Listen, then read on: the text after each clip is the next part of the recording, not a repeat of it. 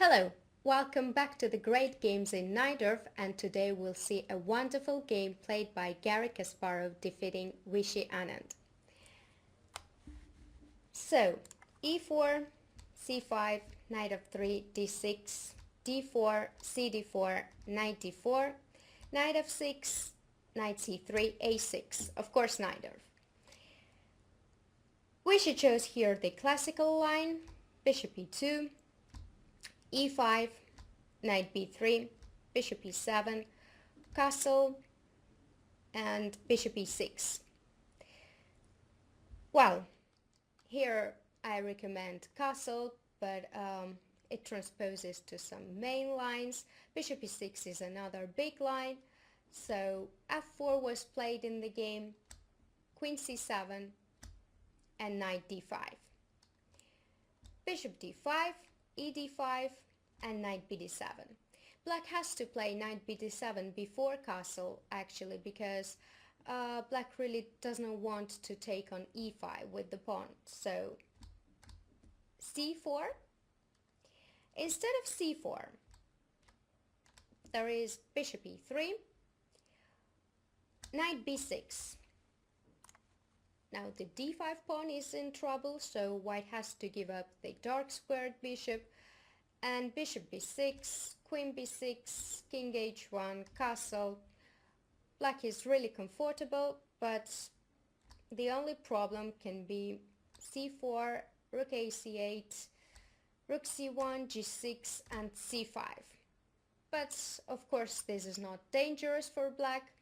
After dc5, fe5, knight d7, and bishop g4, white pins the knight on d7, but black sacrifices an exchange, knight e5, bishop c8, rook c8, and has domination on dark squares.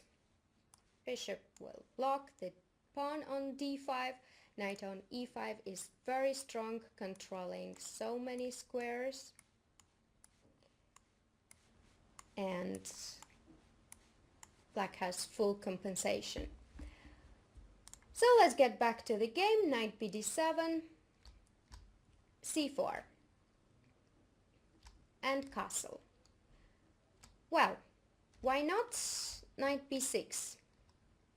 After fe5, de5, knight d2 protects the c4 pawn, bishop d6, queen e1, queen wants to jump on king side, and e4 is no good because of rook f6, gf6, and knight e4. Bishop h2 doesn't help, king h1, bishop e5, and d6. White has a perfect knight on e4. The queen is also very good on e1 because it has many possibilities to jump on many squares, and the king is still in the center and still very weak. Queen d8 was played, c5, knight d7, and bishop g4. So black has a huge, white has a huge advantage. So castle. Instead of knight b6 was played in the game, king h1, rook fe8. Rook is always useful on e8, especially in this position. Bishop e3. a4, with the idea of a5, is met by a5 itself. Bishop e3 and b6. Now we can see that all dark squares is controlled, and the knight on b3 is really problematic for white. Rook c1, e takes f4, bishop takes f4, and knight e4. The c5 square is again in big control. Bishop comes to f6, and black has very good position. So bishop e3, ef4, bishop f4, bishop f8. Black should not hurry with knight e5, because of bishop e5, d e5 and c5. Well, this is a pawn sacrifice, but after bishop c5, rook c1 pins the bishop on c5, so b6, knight c5, bc5 and b4. White gets the pawn back and has very good position. So bishop f4, bishop f8. Opening the file for the rook, and bishop on f8 is better than on e7 because after g6 it goes to g7. Rook c1, queen b6. Knight e5 here is possible as bishop e5 is met with rook e5, but knight d4, queen b6, rook c2, defending the b2 pawn, knight eg4,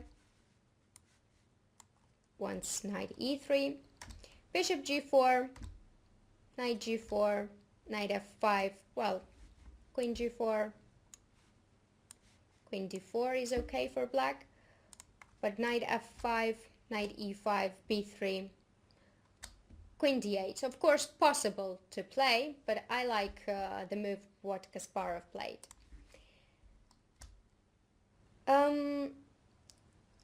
Well, queen b6 and rook c2. So in this position we stop for a moment and realize that a big problem for white is this knight on b3. It cannot jump to d4 because the b2 pawn was hanging, so rook c2 is kind of necessary to defend the b2 pawn, and g6. As I've mentioned before, bishop has a good square to g7, so bishop f3, rook a c8 and knight c1. Finally, white is able to get this knight to better square. So rook e1 was interesting, but black is okay after rook e1, queen e1 and knight e5. Of course, white cannot take bishop e5, d e5, queen e5 because rook e8, white has a huge first rank problems. So queen c3 loses after bishop b4, queen g3 and a5. A very strong move.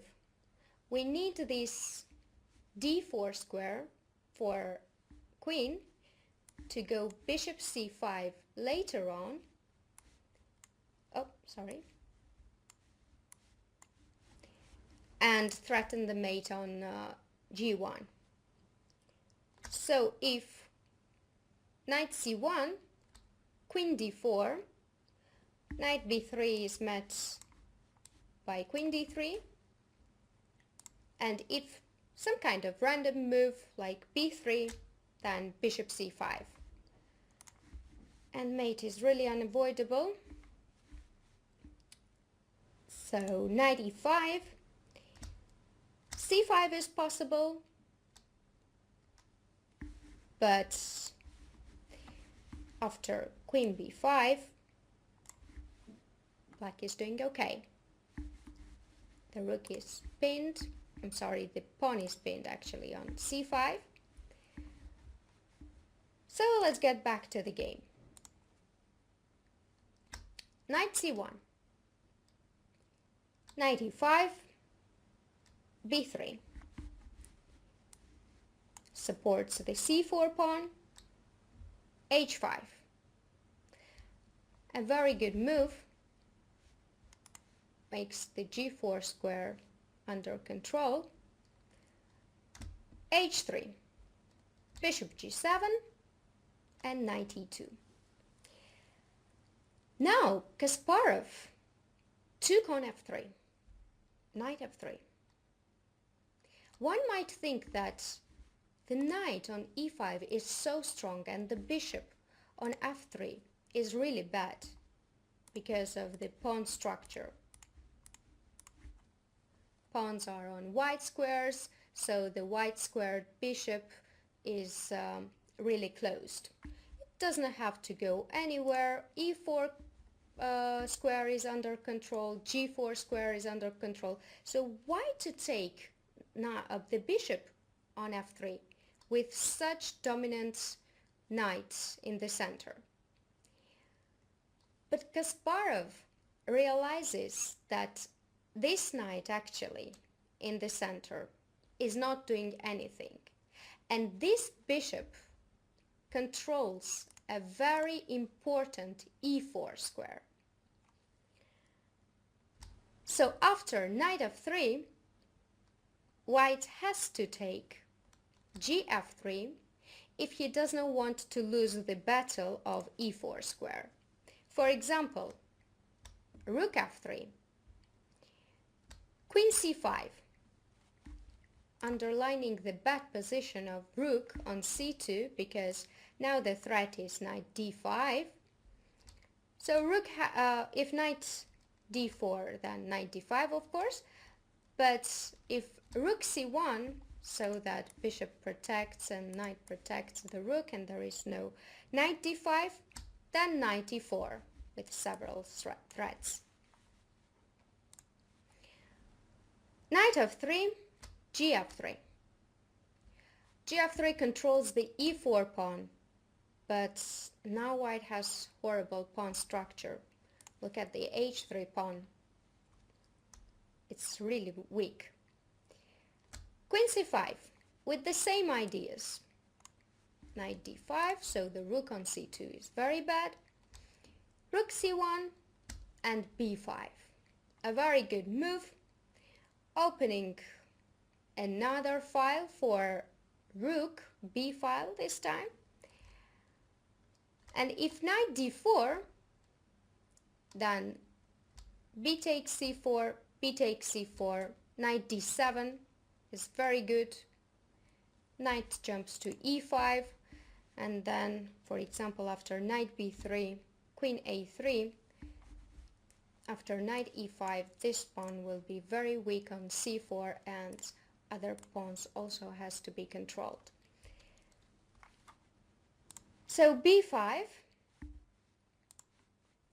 after cb5, queen b5, and the d5 pawn is weak, and sooner or later it will fall because now the knight is under attack also. If, for example, rook c8 and bishop d6, then knight d5 and black is dominant on dark squares. So b5, and Anand played here queen d2. Now white misses the chance actually to improve the knight on e2 because this knight on e2 is really bad. bc4, bc4 and h4. A wonderful move makes h5 square free for the knight. So bishop g5, Anand hopes to win h4 pawn, and he wins actually after knight h5, bishop h4 and rook b8. Now we see the benefit of b5. The b file is open and the bishop on g7 controls the b2 square, so means that supports rook b2, and the knight on h5 keeps the bishop on h4 busy protecting the g3 square, because if bishop goes, for example, for bishop g5 for instance, there is a little tactic with rook e2, queen e2 and knight g3. So rook b8, And if rook c2 here, controlling the b2 square,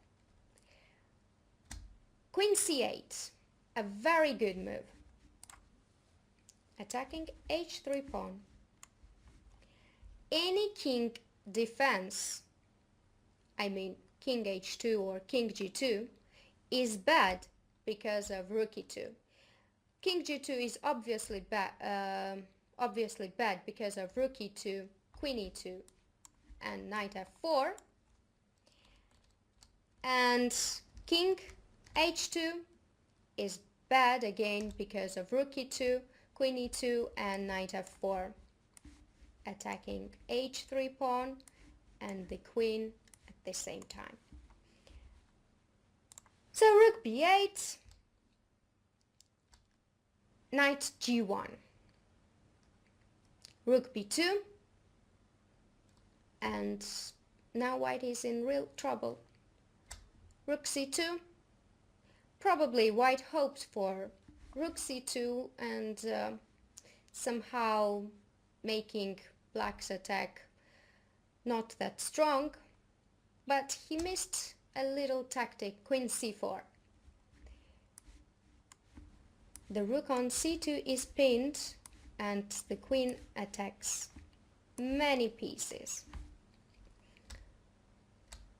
Rook c4 has Anand took rook d2 and f4.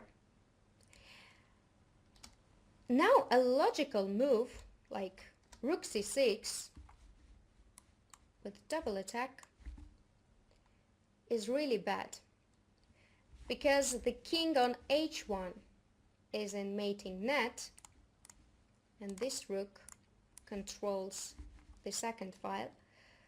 So there is only one piece on h4 which protects the g3 square.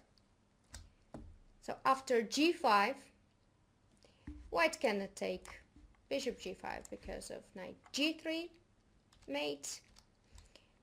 And if bishop f2, now we use the bishop on g7 with bishop d4.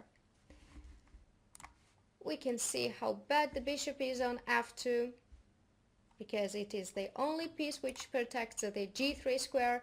So bishop d4 is again bad due to knight g3. Rook e1, just rook e5, and white loses the piece. Rook d2, and that's why Anand played f4 to control the g5 square so that black doesn't have g5. But after rook d5, he resigned because now black has extra pawn and white pieces are really bad. And this pawn on d6 will soon be a queen. I hope you liked the game and you will learn a lot from this game, and thank you for watching. See you next time.